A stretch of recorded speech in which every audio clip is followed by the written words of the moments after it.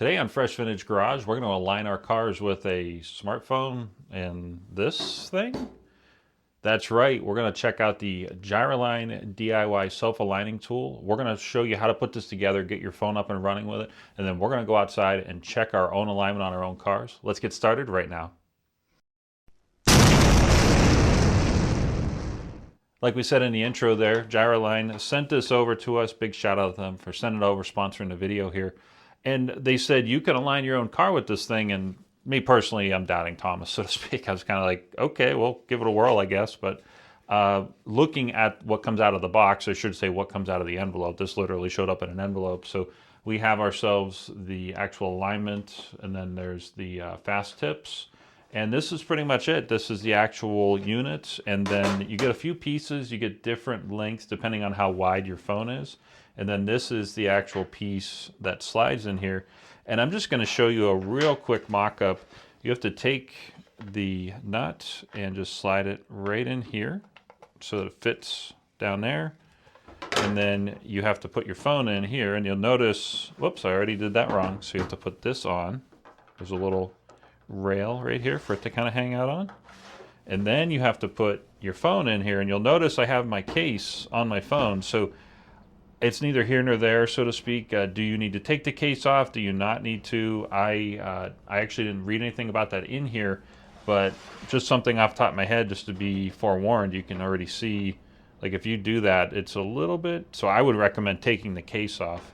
But for the purposes of the video here, you just grab the right size bolt and you just plug it in here, and you have yourself, you're pretty much ready to go. And let me just tighten that down. And you also have a really cool cell phone case, so if you want to make calls like that, it's really awesome. But all joking aside, you can see it's pressing the buttons on my phone here. So what we're going to do now is put Jay's phone. Jay's recording on an iPhone right now. We're going to go outside. We're going to set all this up. There is an app you have to download for iOS. So we're going to do that on Jay's phone. Let's jump outside. We'll actually get this all set up, show you how to calibrate it, and then we're going to start measuring caster, camber, toe, and the whole 9 yards, because they say you can do all of that with this. Let's jump outside right now. So we're here in our garage, and we want to make sure we have a clean, level surface for the actual Gyraline demonstration. So we're going to take care of the clean part right now.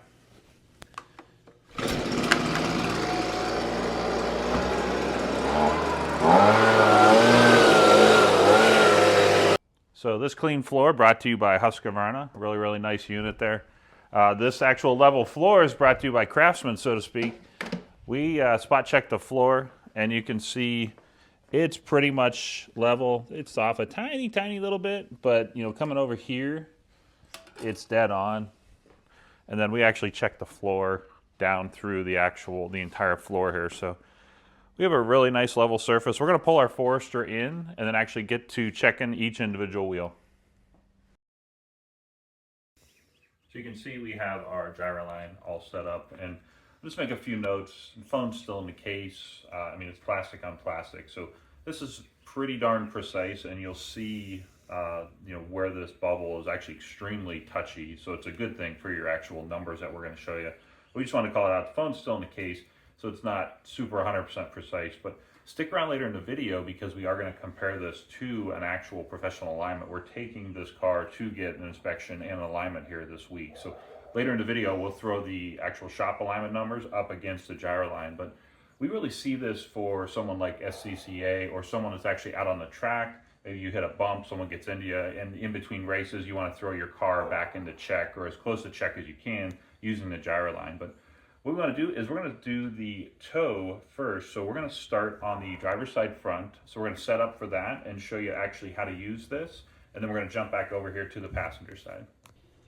All right, so it's another week. I'm not wearing my coat because it's a little warmer out. And we have our Forester aligned, and we'll throw a screen grab of these up on the screen because it's way easier to read than flailing the paper in the video. But we have our Gyraline set up just like before.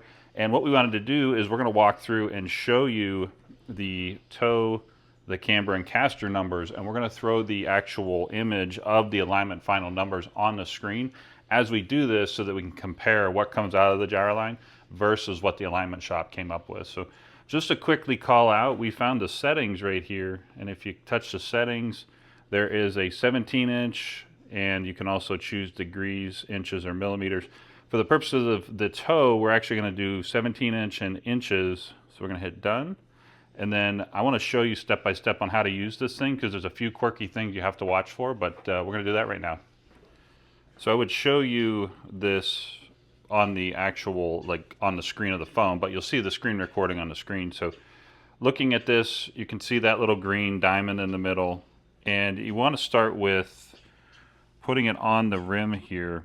And I will call out, you can see this rim. If you get an up-close shot of this rim, there's not really a lip like a traditional rim, so to speak, but we're doing the best we can. And so keep in mind that this is probably the situation you will find yourself in if you have a newer car with actual aluminum rims like this. But I'm going to hit the FL toe, the front left toe here on the screen, and this thing's pretty darn precise, so bravo to Gyraline for doing this, making it this precise. So I'm going to hit, you can see how nuanced I'm getting with this. I'm just trying to get it as centered. There you go, that's about perfect.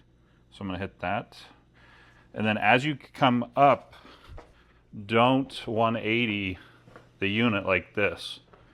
If you didn't catch that, I just rotated this inadvertently. So you want to make sure you have the front, and I actually just did that wrong.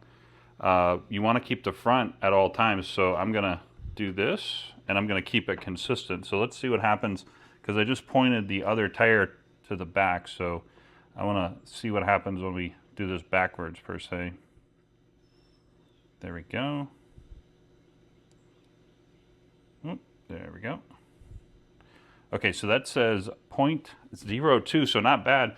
Knowing that the actual measurements from the alignment shop are, you know, perfect, like 0.00 kind of thing. So we'll do this one more time. And good habit is make sure you have your hand hovering over the tire. Don't do this and then try to, because you're going to, move this thing, and it's pretty darn sensitive. There we go.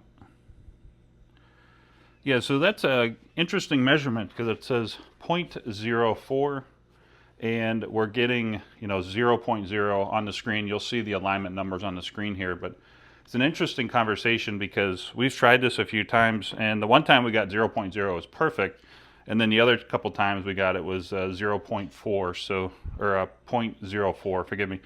So it's the rim, causing the issue here. But let's go ahead and we'll get set up for camber, and then we'll show you how to measure that with the Gyraline here.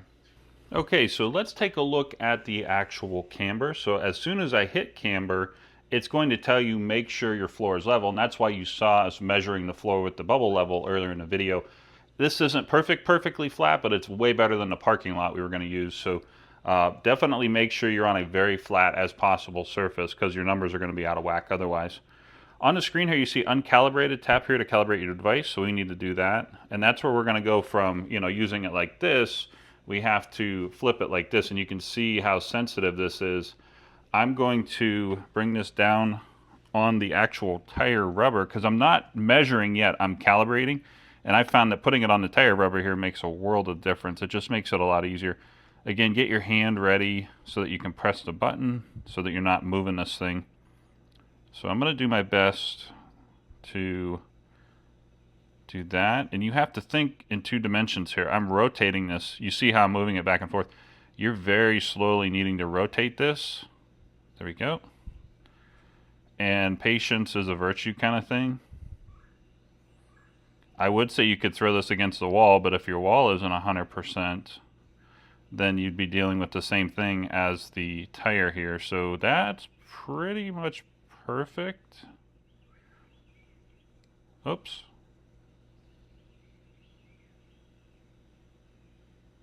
Let's see here. Almost there. Oop. Almost there. There we go. Okay, so rotate your phone. We'll see if I can do this faster.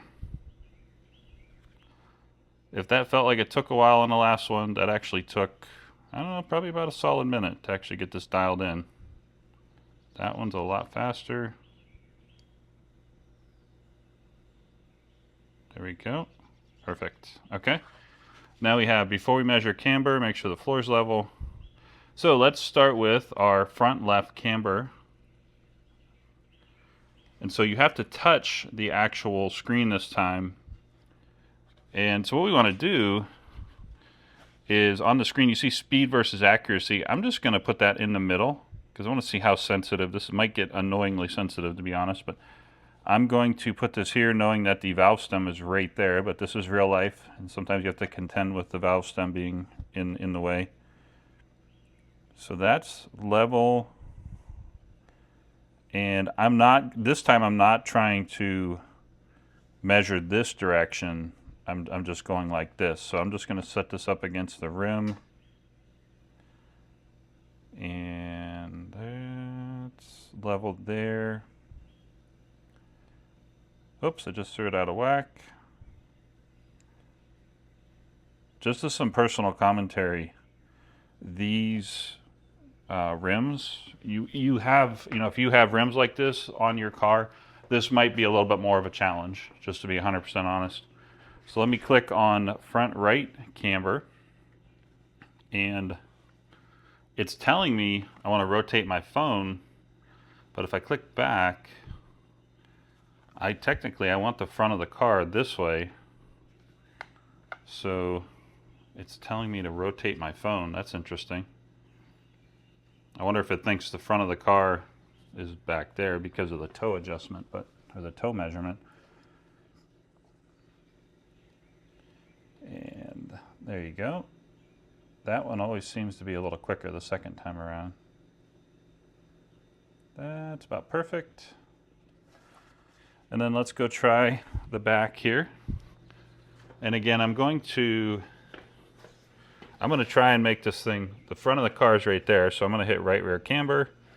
Yeah, it must be messed up because of the toe measurement we did earlier, but so I'm going to do this, try the exact same situation here, the same setup. I would say if you have more of a typical, like a lip on the rim of your tire, especially if maybe you have an older muscle car or something, it has more of a classic rim on it. It's probably going to be pretty easy to do this. So I'm going to hit rear left. There we go. And we go right here. I'm trying to stay consistent. I'm trying to be on the exact same spot of the tire, or the rim I should say, each time.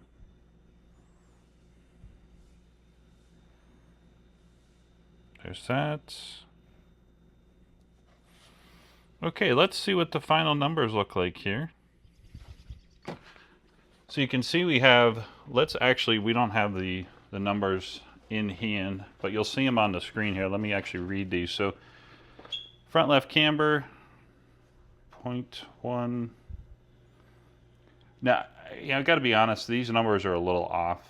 And I bet you if we did this again on the Gyraline, I'm guessing it would be slightly different. We're not going to take the time to do them a second time, but you can see the difference between what's on the screen and what's coming out of the alignment shop here. So this kind of reinforces my personal opinion, that this is best for, say, someone who just wants to get it close in check before you go to an alignment, or if you're at the track, you're racing and you need to just quickly get your stuff back. Maybe you hit someone and you bumped everything out of spec. So this will help you get it mostly back in check so you can get back on the track. But let's set up for caster. That takes a little bit more work, but we'll get that set up and we'll show you that next. Okay, so now we're going to go from the camber to the caster. And you can hear we have the car running, so we have to do start left caster. And that's where we have to set the toe and then measure the toe. So let me hit set toe. Oops, let me start over. There we go. Start left caster. And then I'm going to do this. So there's our toe. And then let's do this. So there's our caster.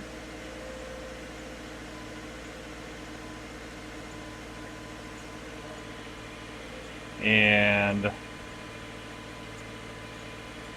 okay, so let's steer left. So go left. There we go. So here is our toe again. And there's our camber.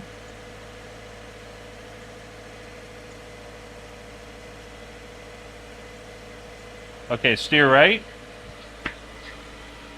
And we're just going to do the same thing again.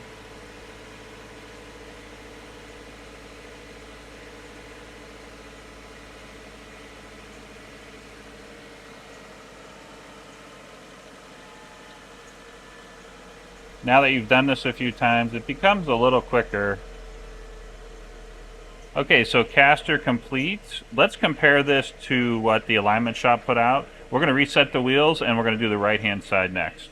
So same thing here. Let's start our right caster. And we're going to set the toe. So let me get this on the rim. There we go. And let's set our camber.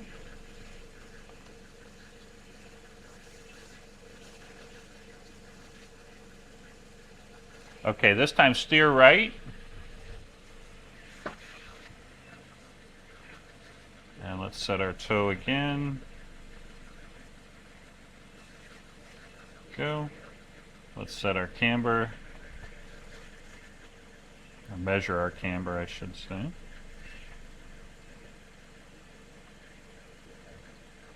Okay, steer to the left.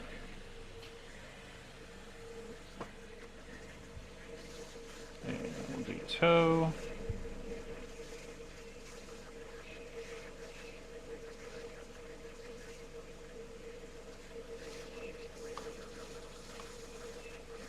Yep.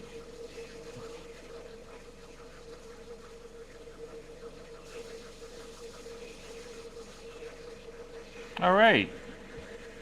We're good. Interesting results here. So it was just a few degrees off. So wrapping up the video here, you can see I'm holding the alignment numbers here, but we have them on the screen. You know, the caster being 6.1 on the driver's side front versus 5.8 coming out of the shop, and same thing, 5.6 versus 5.4. This thing is close. I mean, the toe was pretty close. The camber was a little close, a little off, so to speak. But what do you think, Jay? Who is this best meant for? Well, with that being said, take this with a grain of salt. The rims are very slightly convex. You can't. It's really hard to see, but you can just barely feel that they go out a little bit. And there is not a lip on the rim itself. Also, the floor is real close to being level, but not perfect. So we're fighting against those two. So, take that with a grain of salt.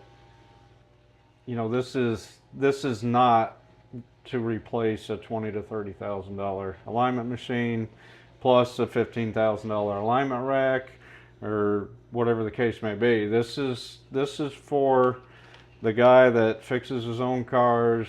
He puts on new tie rods. He wants to get it close so he can drive it and bring it to an alignment shop. Or we were discussing, hey, we're going to be at Hyperfest at VIR soon. These guys are on the track. If they get bumped or nick a wall or whatever the case may be, they need something to get their alignment pretty close.